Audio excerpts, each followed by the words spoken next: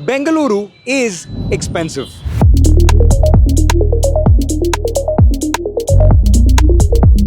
It's all over the internet. After reading a lot of articles and seeing a lot of memes about Bengaluru, I think everyone has this fixed notion that Bengaluru is an expensive city to live in. So this is my message to every student and to every tech bro waiting to move to Bengaluru. Don't freak out. Just ask. Bengaluru may be expensive, but how expensive is it really? Hey, this is Rinosh, and in this video, we'll be going over the three main expenses anyone would have moving here: rent, food, and lifestyle. Throughout this video, every payment I do will be on Kiwi. We'll be looking at the expenses through a data-driven lens. Let's start with the biggest expense of them all: rent. To get a clear picture of rent across 6 major parts of the city where people usually move to, I reached out to my friends living in the city and scoured the internet to get an idea. Bro, what's up? Yeah, so I was just checking the rent in your area. You stay exactly near Forum Mall, as in towards Ardugodi side or Forum? What's the rent in your area exactly? Oh, okay. What are you saying? Bro, how much exactly? Yeah, this is the only grass that I have. Oh, cool. Just checking. I was just doing this small research. Cool. Thank you so much. Bye-bye. Here's a rough breakdown of average rents by area, so you can see how much it really costs to live here. But the internet can only tell one side of the story. I wanted to know the ground reality of prices here. And so I stepped out to ask the people, how much are they paying for rent? I pay around 25, 25, including maintenance, etc. We are paying around 30,000. 30,000 for a 2 BHK. I'm from Mathaji. Total is 30k. We are splitting it like 15-15. Okay, so it's 30k for a 2 BHK.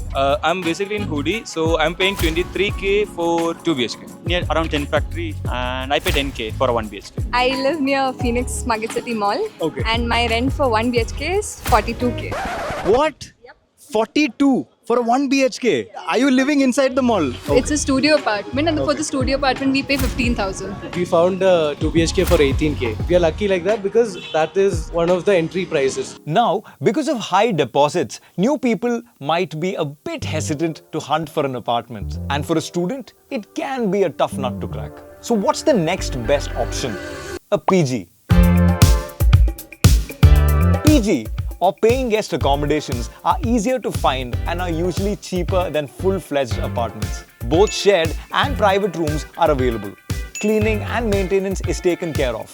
And while food is also a part of your rent, you might end up ordering food few times a month. They are littered all over Bengaluru with organized app-based options like Stanza, Zolo, and other local options all around your desired area. I've been in the same PG for 3 years. I'm paying 15k for a month. I pay around 22 per month. 4 times food is included. My amenities are secured in that, like I get food 4 times, so I usually don't have too much expense. Regardless of where you're living, to keep working and sustain your stay here, you would need food.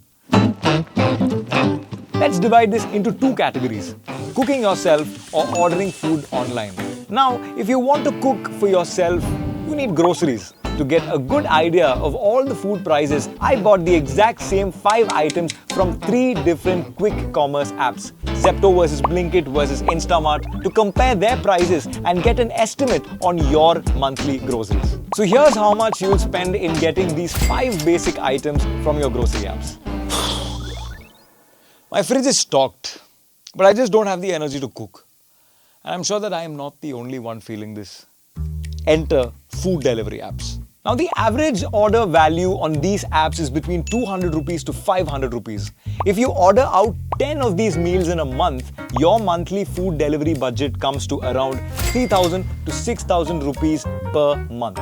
Now that I have a roof over my head and food in my kitchen, I just feel like going out to chill. But here's the catch. The transport situation in Bangalore is interesting. But the only thing that makes me say damn is the traffic jam.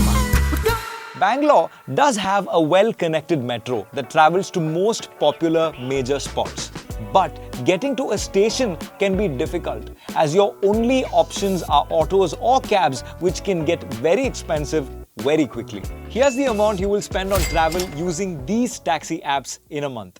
Chapter 3: Lifestyle. When it comes to lifestyle costs in Bengaluru, it's a pretty wide range because you can make your lifestyle anything you want it to be. So let me make this easy for you. In the next 30 seconds, we will go through a typical evening hangout that you, an average bachelor, might want to do and see what impact it will have on your wallet. And bro, here's a disclaimer. All the prices are only averages and estimations. They are very subjective and may not be representative of your lifestyle.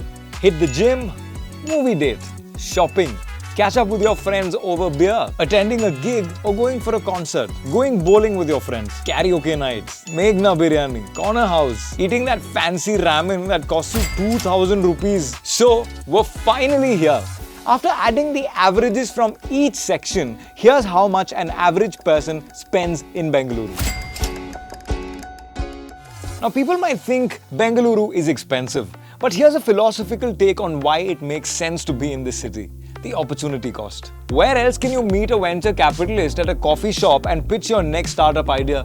Or find your future co-founder or that job switch at a tech conference? In a city buzzing with innovation, these chance encounters happen all the time. Sure, the cost can be high, but sharing rent or exploring budget-friendly areas does make it manageable. Plus, with affordable public transport and free networking events, Bengaluru is a city where your next big break could be just around the corner. So finally, we are at the end of our exploration of Bengaluru. Throughout my travels today, I paid for everything with my RuPay credit card on Kiwi.